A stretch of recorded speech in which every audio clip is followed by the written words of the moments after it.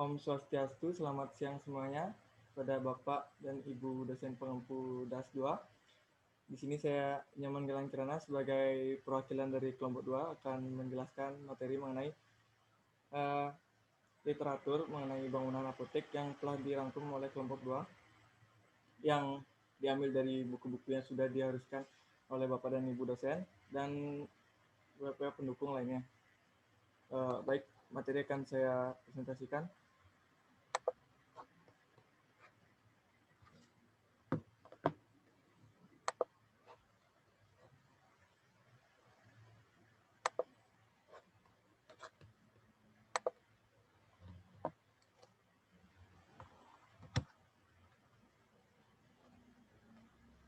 Berikut nama-nama anggota kelompok dari kelompok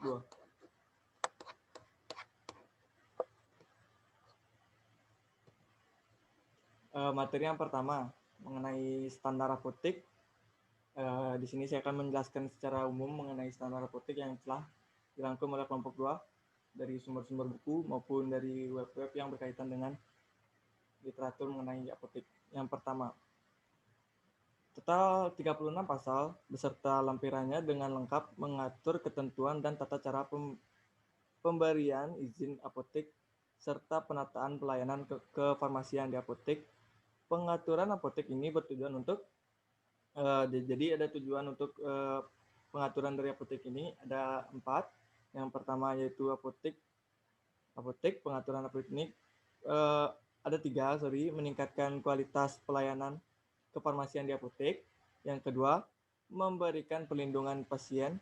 Dan yang ketiga, menjamin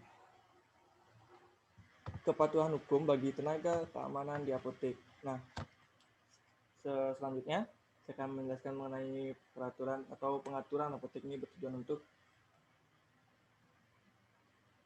maksudnya beberapa aturan terkait dengan pendirian apotek.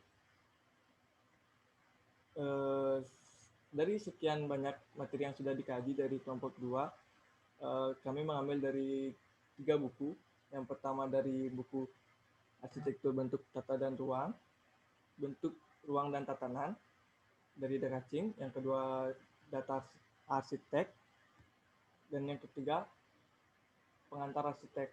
Nah, kami lebih spesifik lebih mendalami ke buku Data Arsitek karena di buku Data Arsitek mencakup lebih luas mengenai pemahaman tentang apotek.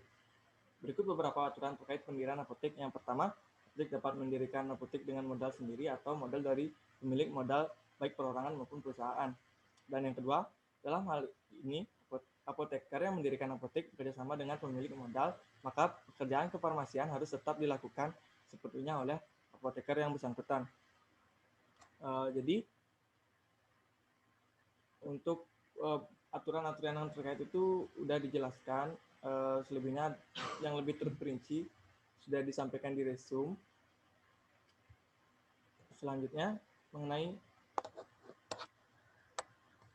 tugas dan fungsi dari apotek. Nah, tugas dan fungsi apotek yang telah kami dapat, kami membagi menjadi 4 bagian. Yang pertama, memproduksi obat, mendesainnya, serta mendistribusikannya. Tentu saja, seperti yang kita tahu di apotek itu menjual obat-obatan. Yang kedua, di apotek-apotek sebagian besar juga mendesain serta mendistribusikan secara langsung obat-obatan yang diproduksinya. Yang kedua, mengawasi obat yang diresepkan oleh dokter agar dokter telah sesuai dengan kebutuhan pasien serta berkualitas dan aman untuk dikonsumsi tentunya. Bisa dibayangkan jika obat yang diberikan oleh apoteker tidak aman untuk dikonsumsi oleh pasien. Dan yang ketiga, menjelaskan efek samping obat kepada pasien. Nah, poin yang ketiga ini sangat penting menurut saya. Kenapa begitu penting? Karena jika apoteker secara langsung memberikan obat pada pasien tanpa menjelaskan secara terperinci mengenai efek samping atau dari dampak-dampak yang diakibatkan dari obat tersebut, tentu saja akan berdampak buruk bagi pasien tersebut karena minimnya pengetahuan. Dan yang terakhir, menjelaskan makanan dan obat apa saja yang harus dihindari secara tidak langsung, seperti pantangan yang apa yang harus dihindari oleh pasien tersebut. Kenapa kelompok 2 menyinggung tentang apoteker? Karena apoteker tersebut merupakan sebuah profesi yang secara langsung berkaitan dengan bangunan apotek tersebut. Seperti itu. Dan selanjutnya penjelasan akan dijelaskan oleh teman saya. Terima kasih. Baik, selanjutnya saya akan menjelaskan pendirian apotek harus memenuhi persyaratan sebagai berikut. Yang pertama, lokasi. Kedua, bangunan. Tiga, sarana, prasarana, dan peralatan. Dan yang keempat adalah ketenagaan. Selanjutnya, di sini kami merangkum fungsi dan peran apotek. Apotek berperan sebagai tempat untuk mengelola pembekalan farmasi, meliputi pembuatan, pengolahan, peracikan, pengubahan bentuk, dan penyerahan obat atau bahan obat. Kemudian pengadaan, penyimpanan, peracikan, pengubahan bentuk, penyaluran, dan penyerahan pembekalan farmasi lainnya. Kemudian ada pelayanan informasi tentang obat dan pembekalan farmasi. Antara lain yaitu pelayanan informasi tentang obat, kemudian pengalaman, laporan informasi mengenai keamanan, perbekalan farmasi lainnya. Kemudian jenis kegiatan dan aktivitas. Yang pertama, ada apoteker yang memiliki kegiatan memberi saran kepada klien atau pengunjung dan pengguna obat.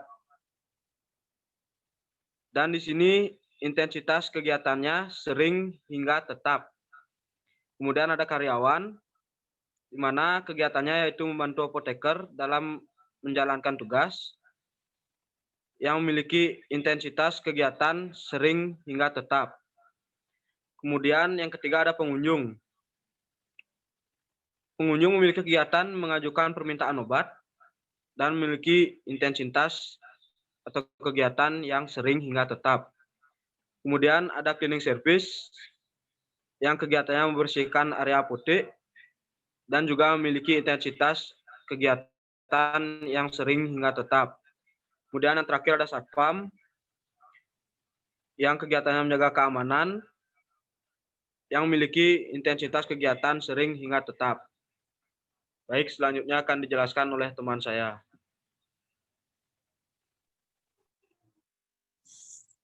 Baik, saya akan melanjutkan presentasi dari teman saya tadi, yaitu yang terakhir proses perencanaan arsitektur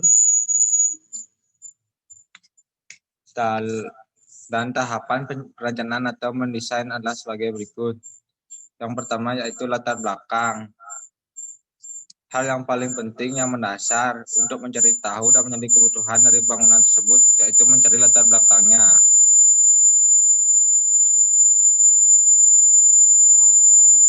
Selain itu, keinginan dari pemilik atau investor yang menjadi sumber dana juga harus menjadi latar belakang dari bangunan tersebut. Yang kedua, yaitu analisa masalah. Analisa pada tahap ini beberapa hal yang perlu diketahui yaitu dari existing potensi, analisa potensi, serta analisa masalah yang didasari dengan fakta yang ada pada lapangan. Yang ketiga yaitu solusi desain. Pada tahap ini mulai terbentuknya ide maupun gagasan dari desain perancangan tersebut. Selain ide dan gagasannya bisa berupa planning, program juga dibuat pada tahap ini. Yang keempat yaitu skematik desain. Tahap skematik desain ini merupakan tahap yang masuk awal lebih dalam lagi karena pada tahap ini sudah dapat dihasilkan gambar berupa gambar arsitektur, gambar struktur, sistem utilitas bangunan, serta gambar dari landscape. Yang kelima, desain final. Tahap ini sudah menghasilkan dokumen perencanaan yang sudah terdiri dari desain serta gambar final yang nantinya akan diwujudkan atau direalisasikan. Yang keenam dan yang terakhir dari perancangan arsitektur ini yaitu realisasi perencanaan yang merupakan proses terakhir dari proses bangunan dengan merealisasikan desain yang telah dibuat dengan cara memulai pelaksanaan pembangunan.